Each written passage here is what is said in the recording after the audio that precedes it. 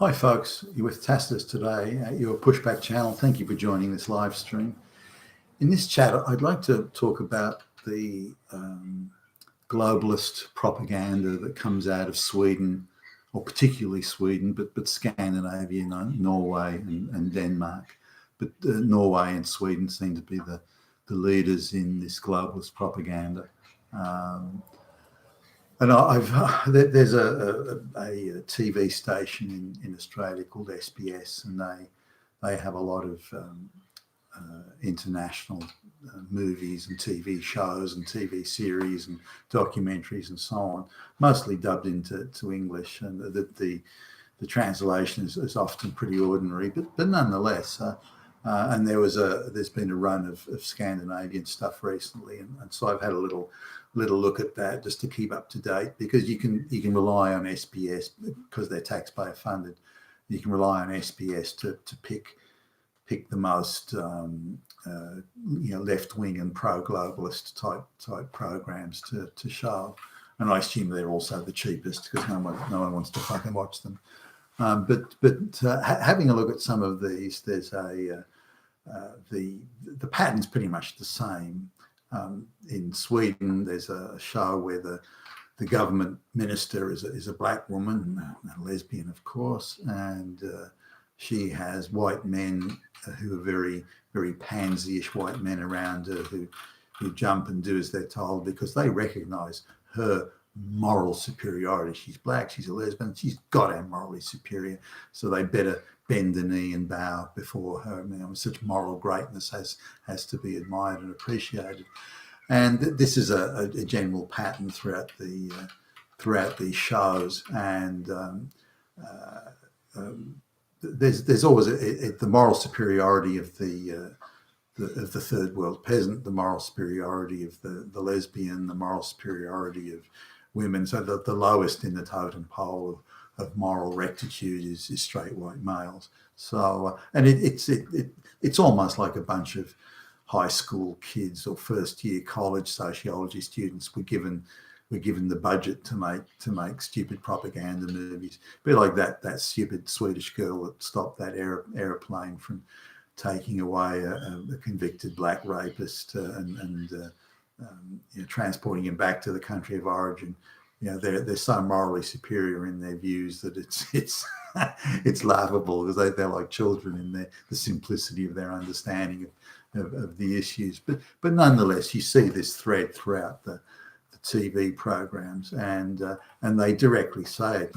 We know how much danger the world is in now because of the election of Donald Trump in the United States. It shows that fascists are in control. Nazis are everywhere. Fascist Nazis under every bed, in every closet, behind every corner. So we have to fight back against fascism, Nazis, Trump, the fascist Nazi.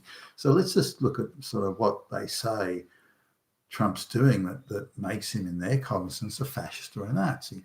Well, he's against illegal immigration. Whoa, no, that's definitely a Nazi in action there. So they've got this very simplistic way. So they present that it's morally pure to have illiterate peasants from the third world coming into the first world who never integrate and not required to integrate, and that their arrival somehow raises the moral purity of the local white population. I don't get that, nor is it ever explained, but it just is. So they assert these various positions. It's alleged that Trump once grabbed a woman's ass or something like that. Well, that just shows no respect for women. That's it, Nazi. He's against illegal immigration, Nazi. He thinks that immigrants that come to the United States should speak at least functional English and should have some skills and needed in the economy, Nazi. He doesn't like the idea of sending American jobs offshore to third world countries where they're Nazi. He doesn't like the idea of a climate change program that increases the cost of living for American citizens, Nazi.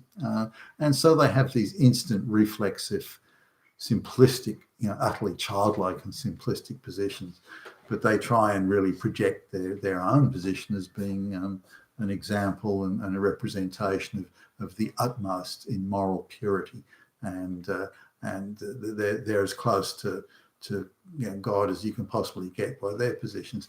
Now, simply how they've got this moral purity, it's just asserted. You just have to accept that's how it is, which is how a lot of the children in universities and high schools have been trained to believe and indoctrinated. That by bringing illiterate black peasants to the West that commit crimes and so on, who never integrate, that cost a fortune to the local taxpayers to support, to simply be doing that is in itself an act of moral purity, and that's asserted.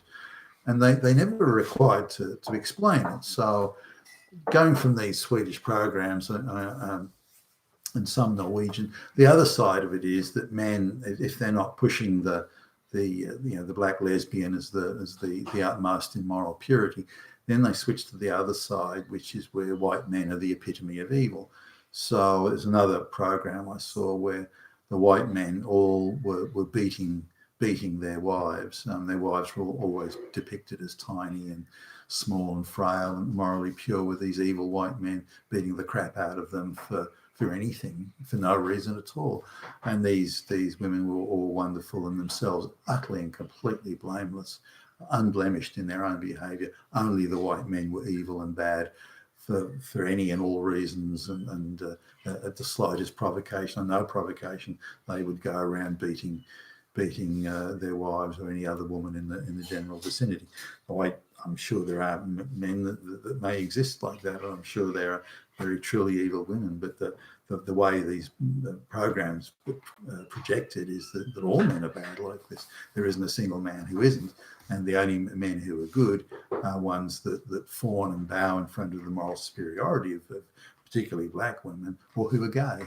So it's an absurd depiction of society, and they're exaggerating incredibly the baddest aspect of society, and projecting and putting that into a program, which is again quite absurd. It's a social engineering exercise. There's almost no reality in it. So these are the programs that are there. But coming to a situation now where I'm sitting we're having lunches with people who are very well-to-do. They're living in multi-gazillion-dollar houses. They have expensive yachts in Sydney Harbour. They drive $150,000 motor cars. They've never ever had to worry about money ever in their lives, and they can afford to have a carbon footprint that's bigger than probably 10, 20 houses that are in a poorer suburb. So this is sort of life they lead, but they are discussing or mentioning these Swedish programs with, say, one of them, and particularly the women, more the women than the men, really, but nonetheless, they all seem to be somewhat in a similar view. They say, well, no, that's right. That's sort of how things are. Trump is a fascist and a Nazi. Well, gee, I don't know. I'm not. So I respond, well, I don't know anything that Trump's done that's fascist. Oh, he it's the way he treats women. Well, I don't know. In what way? He grabbed a woman's ass. Okay, I mean, is that a qualification for being a Nazi? I mean, is he Hitler because he did that? Maybe it's vulgar behaviour, or maybe his he could do with brushing up on his manners or something. But this is something that's being pushed by media and people that are very hostile to Trump anyway. So you've got to sort of consider that as well. Oh no, not Nazi. Okay, but so they take the view that no matter what Trump does, he's a Nazi. But if you not so much you try and defend it, but ask them to justify their position, how is stopping illegal migration to the United States, how is that an act of fascism or Nazism?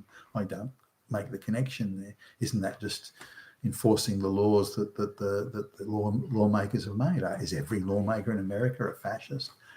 Well, it doesn't matter. Trump could choose not to enforce those laws. The fact he chooses to enforce them, even though those laws exist, that makes him a fascist. But again, let's come back to the issue of why is stopping illegal immigrants coming to the United States? Why is that fascist? Well, the illegal immigrants are black and brown. So, and because America's mostly white, that means Trump's a fascist because those people are black and brown. Or I don't know. Does that make? How can that make someone a? Well, you must be a fascist and Nazi if you're defending Trump. No, no, no, no, no, no, no, no.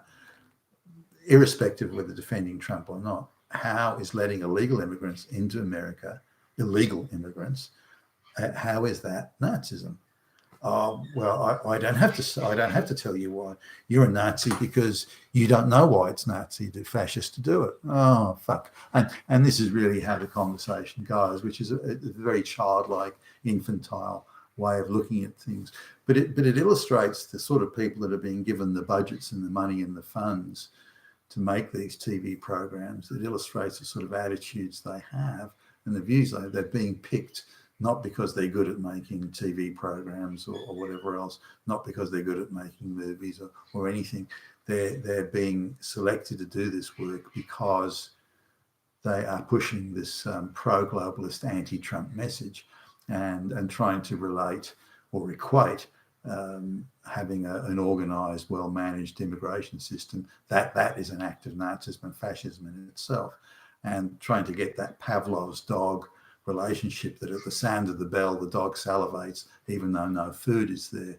So they're trying to get that sort of response in people. And amongst the younger people, it's typically working. Even women in their 40s and 50s who should know better and have lived lives of plenty and if not luxury, and who will rail about Trump's fascism as they jump in their $150,000 motor car to pick up their kids from the $60,000 a year fee school and so on. That they go, oh no, fascist Nazi, and you go, well, how could they possibly arrive at that? But that's the simplistic nature of the entire message. It's meant to be a propaganda message, not one that's couched or based in any form of reality. You've been with Tacitus today, your pushback channel, and thank you for listening.